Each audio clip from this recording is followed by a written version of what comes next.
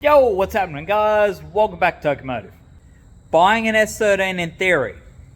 Hell yeah, I've got an S13. Buying an S13 in reality.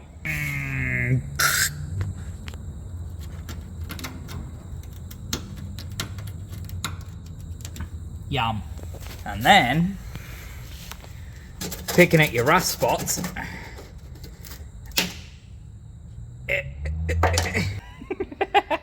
Honestly, I still love it. I really don't care. While it's all apart and there's absolutely nothing in the interior, nothing that can catch fire, nothing that can short out, it's the perfect time to go ham with a welder and fix all the problems in terms of body. But for now, I'm just trying to do everything I can with the zero money I have. So, I'm just keen to start the S13 build and get things actually rolling on it. Future Toki here. The plan was take a giant cut out of the roof of the old wagon. Yeah, she gets to live on a little bit, reviving yet another shell back from the dead and give it a new lease on life. Don't really feel like spending over $100 on a piece of sheet metal to repair the parts, because hot rolled steel from Bunnings just ain't gonna do this job. It's okay for shit that's hidden, but it's gonna be too thick and too difficult to actually get the shape into it to remake like external body panels. It's just hot rolled steel, it's a bit stiff, it doesn't quite do the job. So, chop the old wagon up. It works, bit of cleanup work involved, but does the job and it's free. So, sit back guys, hope you enjoy the video, and time. It's a sad day.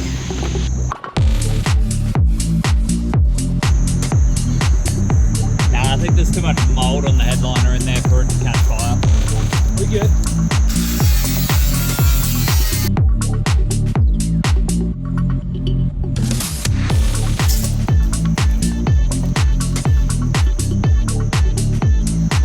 Say hello. Now we're working on this spot here. I'm going with the easier side first because I've got to shape the metal to fit. And I'm gonna need a little bit of practice to get it well to do this sort of section on the other side. But I'm gonna try and do this with the most basic of tools, like a welder, grinder, a couple of hammers, and just making it work.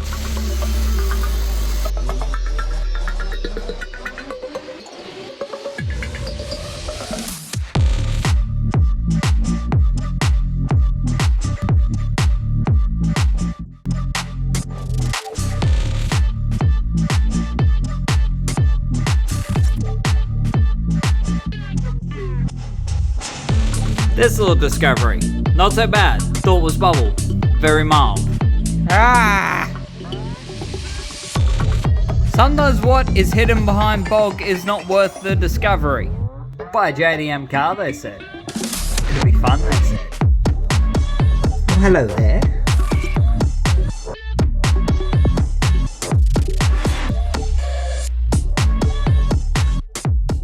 I've got that little piece I just cut out of the inner layer there. What I'm going to be doing is I'm taking a trick that I learnt from Make It Customs. It's on YouTube. I've been looking at his stuff a lot to get tips on metalworking and bodywork and all this sort of stuff. But there's a trick that he shows. So I'm going to get my piece that I want to make. And now he calls it the dirty finger scribing. Doing this stuff, you normally always got dirty hands. So what I'm doing, be better if I had magnets in here, but I don't at the moment. So I'm just holding it firm in there and just rubbing my finger along the paper, along the edge of the piece that I want to make. Just keeping it in place, and I'm just rubbing my hands along it.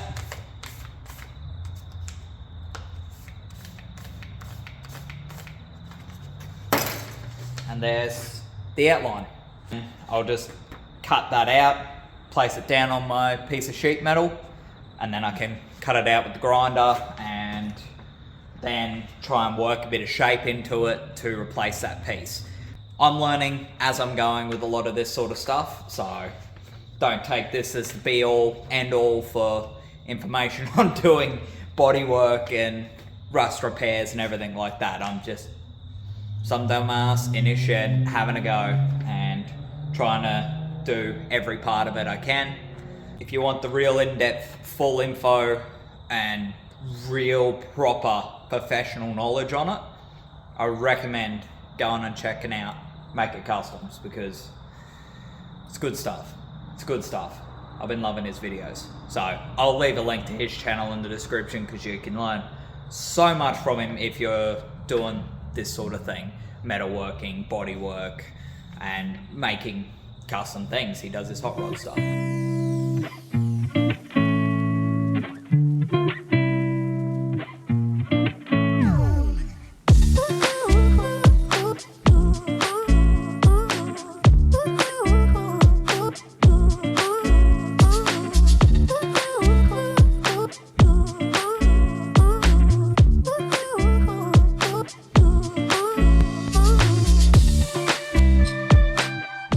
Do is get a series of tacks around it, get it into position, just tack, and you just stack the tacks on top of each other, well, beside each other, and go around, heating the metal evenly. I just want to perfect the technique for when I'm doing it on the outer layer, where it's something that'll, warping's going to be an issue, and rinse and repeat, and just stacking next to your other tacks until it goes all the way through.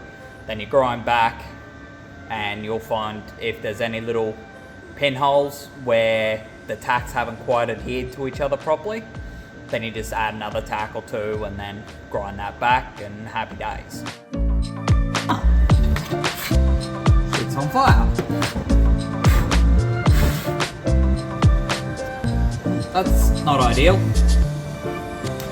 Thought it was getting warm.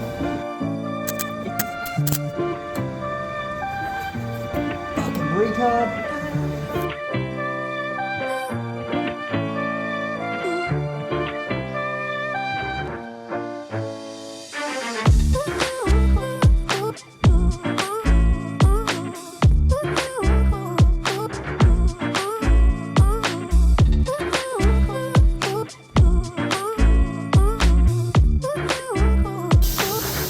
Happy that grinders exist.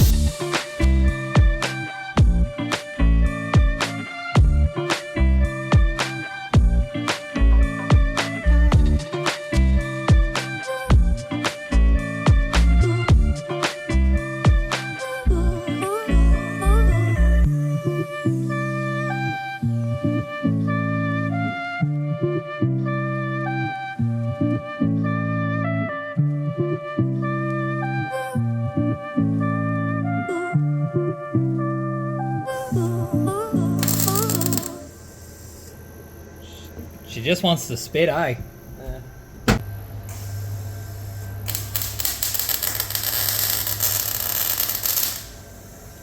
Professional.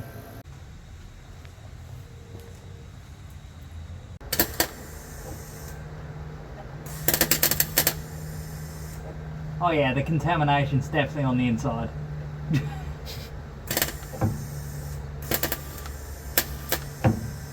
Yeah, holy fuck. Something in here is not good for it, eh? Just pushing it back out. Get out the reasoning for why all my welds are blowing out. I've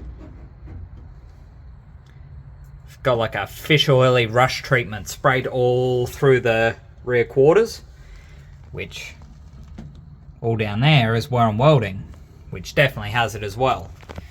So, picked up a couple of nice big cans of brake cleaner. I figure my best option is to just blast the living hell out of it and just hope that my welds in here and the ones in the quarter aren't permanently contaminated to the point that I can't properly seal the holes.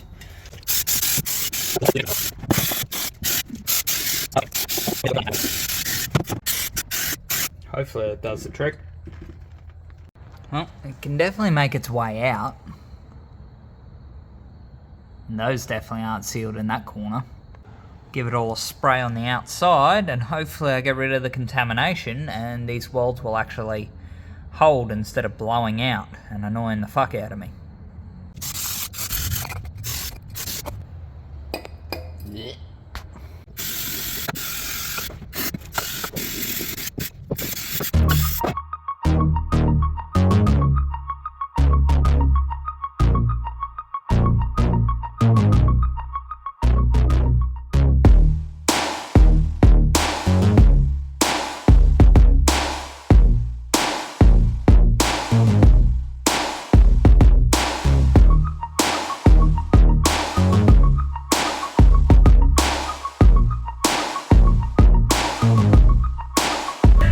That's all old rubber burning.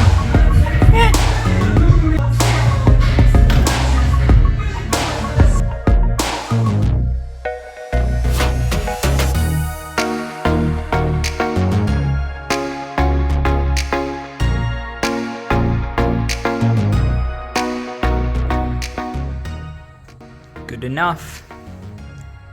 At least it's sealed. Now in order to seal it up and seal up in here, because I'm not going to be able to get to it soon, I've just got some zinc gal paint, which ideally I'd use, there's a copper stuff that's even better, but you can weld through this primer. So if I do it behind there, then I can drill and do spot welds here for when I put this piece back in. So if I prime behind it with this, it should relatively seal it and get it to a point that it's like, you know, halfway rust proof.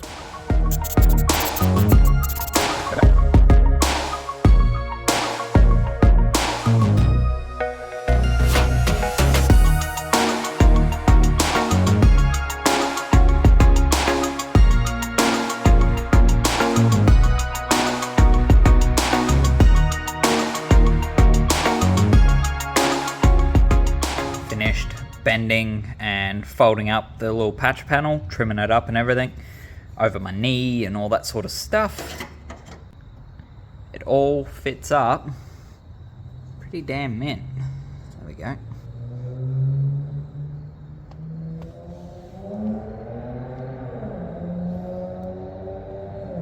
Matches the original seam line, which none of this area is really actually straight, as you can tell.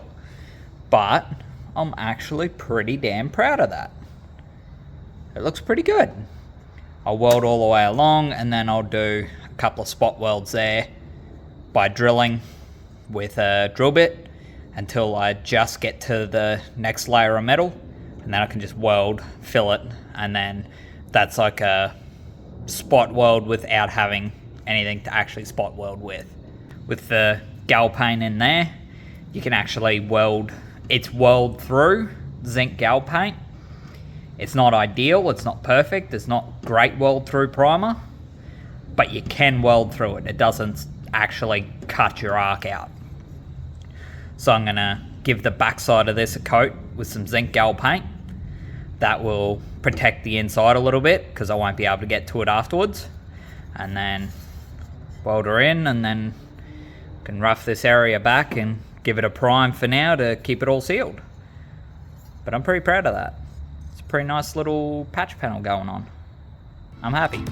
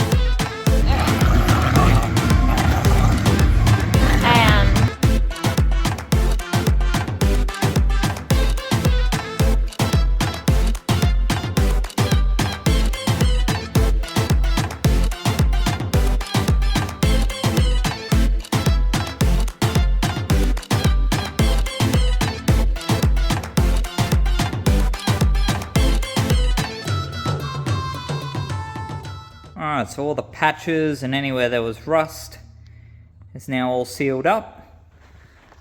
And really, I'm pretty happy with this. We've got like what? 1, 2, 3 tiny little pinholes that I missed. But that quarter all gets bogged anyway. I'm happy with that for now. The rust is gone and all the surfaces are sealed. Not bad for an amateur. I'm inside the house, as you can see, but I'm actually so happy with how the rust repair on that quarter came out. It's not perfect. Like, I'm by no means a top tier panel beater, panel work, rust repairer kind of dude. But for a drift car, that is way better than a lot of people would even attempt to spend the time to do. And realistically, once I sorted out all that contamination issue with like that rust treatment that was inside the rear quarter, it was not that bad. And shaping sheet metal is actually fairly easy. It's a bit tedious, it's a bit back and forth. But most of that I did just bending it over my knee, a little bit over the table, and some of the fine corners to tie it into the crinkled as fuck rear quarter. Was just a little bit of ply tweaking. That was it. It was not too bad. The hardest part was just dealing with the contamination, and if I had thought of that beforehand, would have made my life so much easier. But it's definitely something you can do at home. Like, realistically, the amount of time and effort that's put into it, if you prep things properly, it's not that bad. It's way better than a rust hole. It's way better than filling the thing full of bulk to cover that up. Ramen noodles, all the old dodgy stuff that people have done. Bit of Sikaflex Red Bull can in there, you know. It's really not that bad. I just got a gas meg. Just tack, tack, tack, tack, tack, tack, tack, tack, tack, tack, tack, tack. Work. Did the trick. And now at least I know there's some solid metal in there. You know, if it rusts out in 3-4 years, well, it is what it is. You know, I'm kind of working on a no-dollar budget at the moment, and this works. I'm happy with it. I really am. And the tight fitment I managed to get on those little patch panels, very happy. Especially for my first attempt actually really shaping like thin, proper sheet metal. So I'm happy about that. But anyways, guys, I'm not going to keep you much longer at the end here. If you enjoyed the video, leave a like.